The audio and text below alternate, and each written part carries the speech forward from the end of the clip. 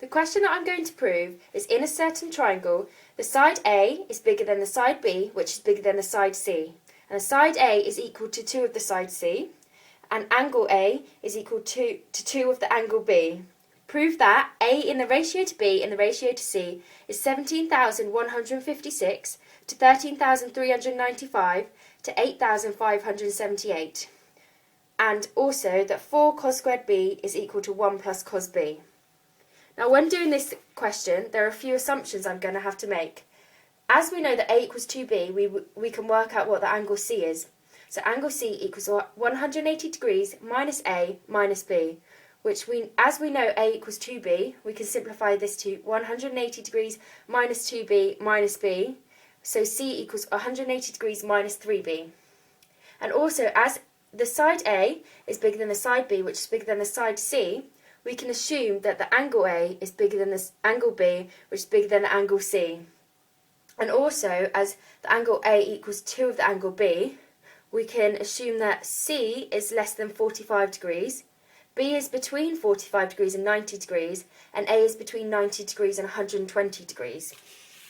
Some more assumptions we can make is, as we know that A in the ratio to B in the ratio to C is 17,156 to 13,395 to 8,578, we know that A over B is 17,156 to over 13,395, which equals 1.28. And A over C is 17,156 over 8,578, which equals 2, which we were given originally, that we know that A equals 2C.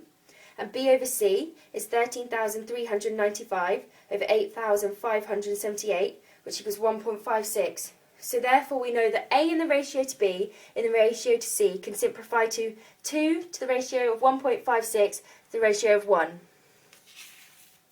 Now we need to find out what type of triangle we are working with. So we can say that A is the hypotenuse of the triangle as it is the longest side.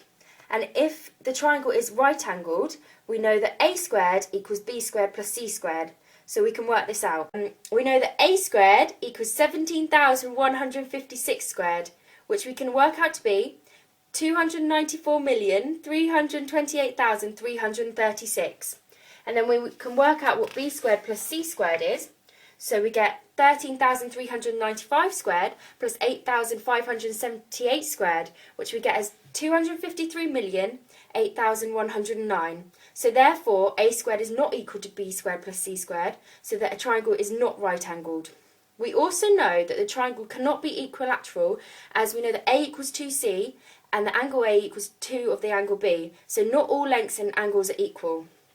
So therefore we can know that we are working with a scalene or an isosceles triangle. Here is an example of the triangle we could be working with. So now we're going to use the sine rule to help us get forward to our result.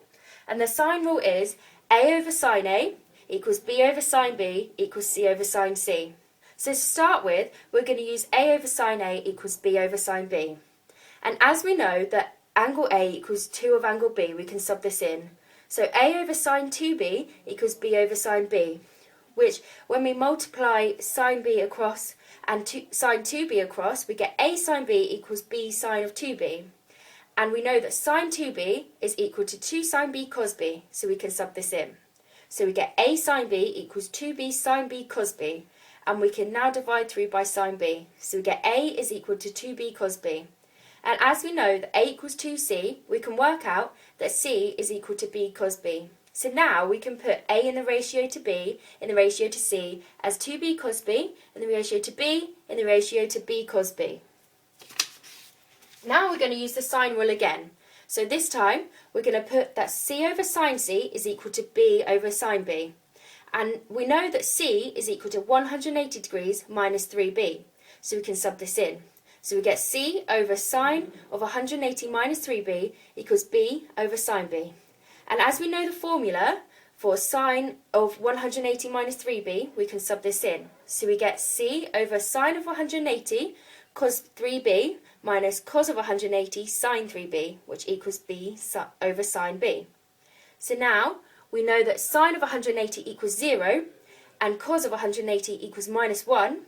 So we can simplify this to c over sine of 3b equals b over sine of b. And as we know that c equals b cos b, we can sub this in. So we get b cos b over sine 3b equals b over sine b. So then, by multiplying across the sine 3b, we get b cos b equals b sine 3b over sine b. And then by dividing by b, we get cos b equals sine of 3b over sine b. So now we need to find out what sine of 3b is, so we can expand this and find the result. So sine 3b is the same as saying sine of 2b plus b, and we know a formula for sine of 2b plus b, so we can sub this in and we get sine of 2b cos b plus sine of b cos of 2b, which equals to 2 sine b cos b plus sine b 2 cos squared b minus 1, which we can expand to be 2 sine b cos squared b plus 2 sine b cos squared b minus sine b. And then we can factorise this to be sine b 4 cos squared b minus 1. And then, to get the final result we want, as we know that sine 3b over sine b equals cos b, and we've just worked out that sine 3b equals sine b 4 cos squared b minus 1, we can sub in what we know for sine 3b and get cos b equals sine b 4 cos squared b minus 1 over sine b. This means the sine b's will cancel and we'll get cos b equals 4 cos squared b minus 1, and we can rearrange this to get 1 plus cos b equals 4 cos squared b, which is our result proved.